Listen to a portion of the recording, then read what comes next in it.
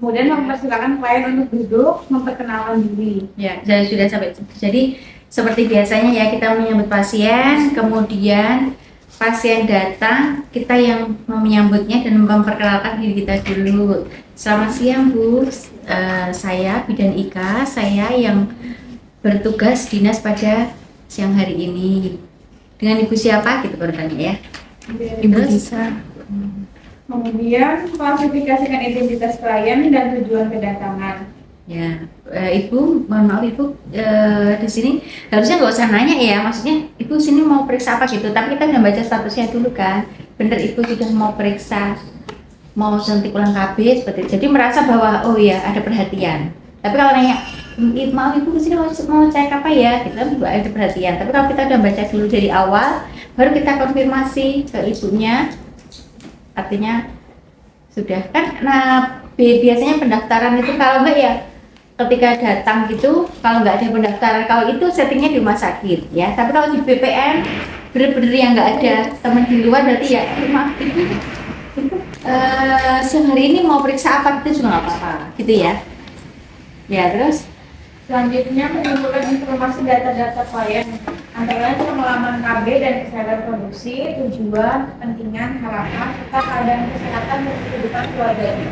nah ini penting sekali karena setiap cek KB itu harus disertai dengan kartu kontrol. Mana coba dari kartu kontrol ini? Nah, jadi kartu kontrol ini harus dibawa Ibu setiap Ibu datang, ya. Ada nama, umur, suami, jumlah anak, jenis KB, alamat ini, kemudian tanggal periksa, tanggal kembali, tekanan darah dan berat badan itu suatu hal yang wajib. Kemudian para bidan, para pasien itu untuk info konsen, gitu ya. Terus? Selanjutnya, pastikan klien sudah mendapatkan konseling KB, serta tanyakan sudah mengetahui tentang metode kontrasepsi suntik atau belum. Ya, Ibu kesini mau kontrasepsi untuk cek ulang atau suntik ulang, apakah Ibu sudah pernah mendapatkan konseling gitu, kemudian kita memberikan konseling lembar balik. Udah ada yang buat lembar balik belum? Atau poster atau leaflet gitu? Belum. Berarti biasa pakai poster gitu. Iya, satu lembar gitu yang isinya tentang apa? Komplikasi, keuntungan, ya kan, kelebihan suntik, terus apa lagi yang ditanyakan di situ? Efektivitas ya itu. Nanti membuat bantuan satu lembar gitu ya, itu untuk responsinya. Nah, terus setelah itu kita jelaskan KB suntik ini ada 2, 3 bulanan dan 1 bulanan. Ibu berkenan kalau yang 3 bulanan dari riwayatnya KB ini kan selalu kalau KB itu selalu bawa kartu seperti ini kan sudah tertulis riwayat sebelumnya, kecuali akseptor baru. Kemudian oh Ibu benar yang 3 bulanan ya Bu ya, 3 bulan itu ada keuntungan dan kelebihannya, serta hanya juga dijelaskan kemudian keuntungannya. Ini adalah metode kontrasepsi yang berguna untuk apa? Memperlambat, mengubah hormon ya, yang hormon, kemudian dari hormon itu gerak dari spermatozoa dihambat, mengubah visualitas, vikositas, lendir seperti itu. Kemudian mengubah juga proses pematangan sel telur di dalam ovarium, itu kita jelaskan kepada ibunya. Kemudian keluhan-keluhan lain yang bisa dirasakan, adanya pusing, mata berkunang-kunang, tensi tinggi dan kegemukan, itu merupakan efek samping dari KB ini. Itu kita jelaskan semuanya. Udah, terus setelah itu? Setelah memberi informasi, kita lakukan inform choice dan inform consent. Ya, itu nanti pakai ini ya. Bener ya Ibu ya, itu sudah mau melanjutkan? Iya betul Bu, itu inform choice, inform consentnya tanda tangan di sini nanti. Ya, terus? Selanjutnya cuci tangan dan pakai handscoon. Ya, cuci tangan pakai handscoon, bedanya cuci tangan dari 6 langkah ya, kita langsung pakai handscoon. Kemudian setelah pakai handscoon, kemudian lakukan pemeriksaan. prinsipnya bersih ya, tidak steril.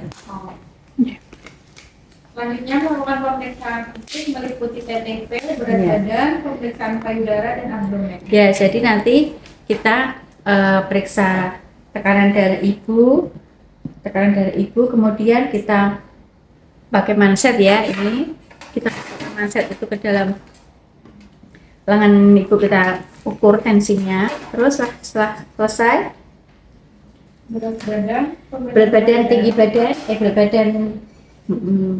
tekanan darah sudah dihitung di sini, kemudian berat badan nimbang, ya. Pemeriksaan payudara dan abdomen. Ya, silakan Ibu berbaring seperti itu. Periksa payudaranya, karena payudara itu biasanya ada kaitannya sama hormon. Jadi kadang ada massa, ada FAM, fibroadenoma itu ya. Biasanya benjolan-benjolan kecil gitu, atau di perutnya. Perut juga kadang ada massanya. Kalau Ibu sudah menggunakan KB ini dalam jangka waktu yang lama, biasanya ada potensial adanya semacam itu, karena ini hormon. Hormon itu kan kalau wanita kadang gemuk, terus kemudian kadang ada jerawatan, ya itu merupakan efek samping semua. Ada masa-masa itu juga. Kalau yang masa biasa itu nggak bahaya mioma ya, tapi kalau yang masa ada keganasan itu namanya cancer. Selanjutnya abdomen. Ya sudah abdomen, kita cek abdomennya. Selanjutnya buka dan buang tutup kaleng pada vial. Ya kita buka sekarang untuk ini ya. Saat instrumennya kita buka. Ini bentuknya kalau KB itu bentuknya ada sekupnya ya. Jadi kita kocok-kocok supaya sekupnya itu larut. Nggak perlu ini sih, karena tidak perlu dilarutkan. Jadi udah bentuknya udah seperti ini, tapi dilarut seperti itu. Ya terus. Selanjutnya hapus karet vial dengan kapas alkohol. Setelah itu kos botol dengan baik dan masukkan cairan suntik ke dalam pipet. Sebelumnya kita disinfektan dulu, kita ambil ya ini.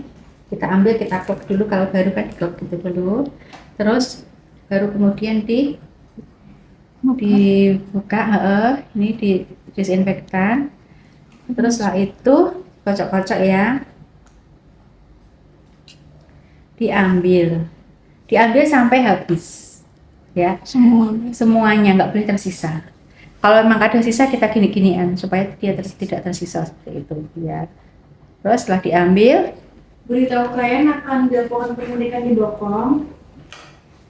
ya, ibu akan disuntik di bokong seperti itu ya.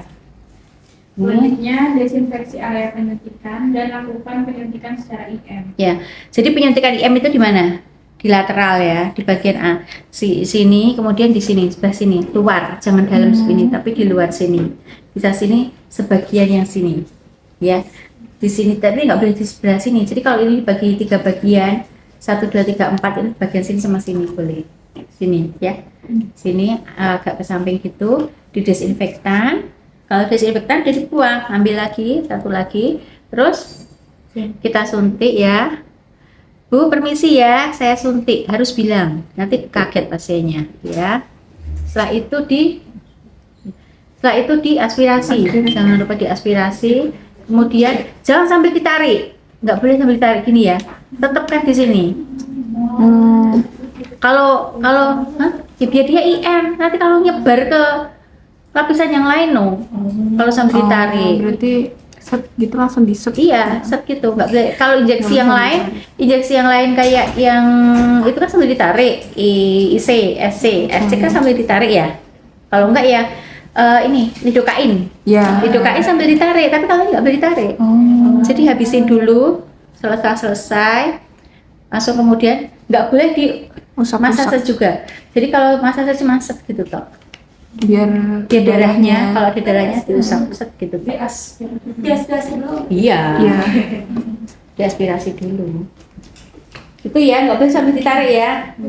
Berarti diaspirasinya harus ketemu sama darah gitu, Bu? Enggak lah. Oh, malah enggak. Malah justru enggak ketemu darah ya? Nggak boleh. Ketemu darah kan tarik dikit. Oh. Berarti malah jangan ketemu darah ya? Itu IV. Oh iya deh. Ini IM. Udah paham ya maksudnya ya? Insya Allah Jadi paham. gini, kita sama ibunya tadi saya ulangi ya. Bu, maaf Bu, disuntik Bu, gitu ya. Direnggangkan atau dikumpulkan? Dikumpulkan. Enggak direnggangkan. IM loh. Direnggangkan. Dikumpulkan tuh SC ya, sebutan ya. Terus kemudian saat itu diaspirasi dulu, kemudian habisin sampai habis. Terus ini kan biasanya ada darahnya tuh kita usap sekali aja. Misalnya dimasak sekali aja. Nggak boleh dimasak sama sekali ya kalau ini. Ya terus setelah itu apa Mbak?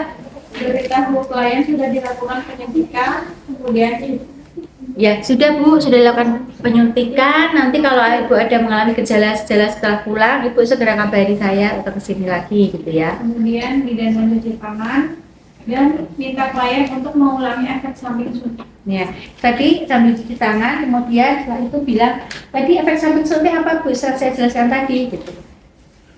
Efek samping, kemudian tadi kegunaan, gitu nggak apa-apa diulang untuk evaluasi ya. Terus Setelah itu klien diberi kartu akseptor ini kartu aksesornya Bu, silahkan dibawa pulang lagi gitu.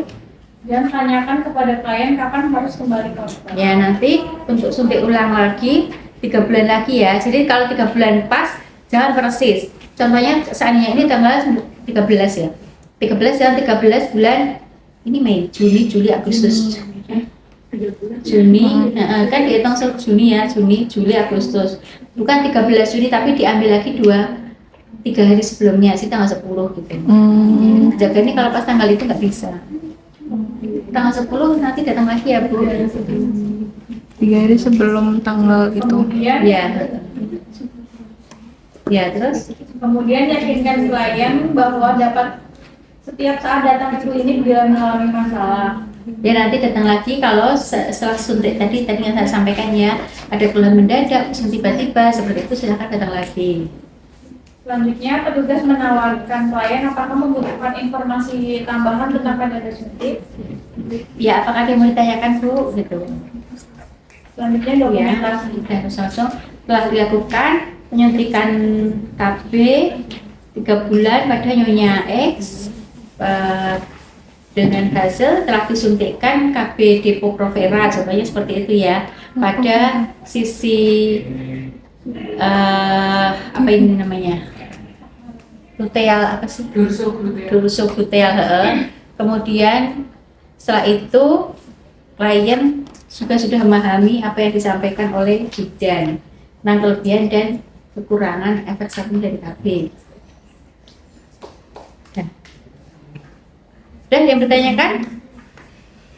Ya, Ibu, nanti misal tanggal 10 nggak bisa, terus tanggal 13 juga nggak bisa, itu jadwalnya misal ibunya tanggal 10 juga nggak bisa, tanggal 13 juga nggak bisa. 11-12 bisa nggak? Oh, gitu. Kalau beneran itu nggak bisa, itu dipercepat apa? Nggak apa-apa kalau mau sudah itu, tapi dengan syarat jangan berhubungan dengan suaminya.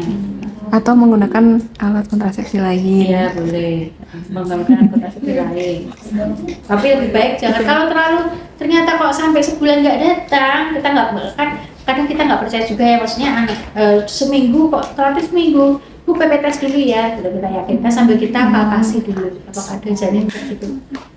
PP tes dulu, yang penting biasanya PP tes. Kalau positif ya nggak kita teruskan.